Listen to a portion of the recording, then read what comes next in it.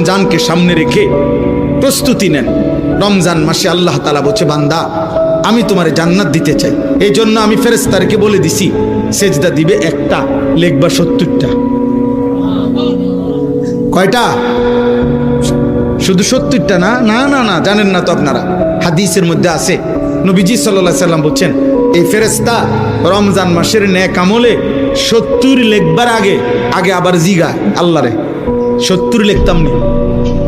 আল্লাহ তাআলা বান্দার দিকে আবার তাকায়, বান্দার ইখলাস তাকওয়া, বান্দার আমল যতটা সুন্দর হয় তা আল্লাহ তাআলা বলে, না 700 লেখো, 7000 লেখো, 70,000 লেখো, 7 লক্ষ লেখো, 70 লক্ষ লেখো, 7 কোটি লেখো, 70 কোটি লেখো, 70,000 কোটি লেখো।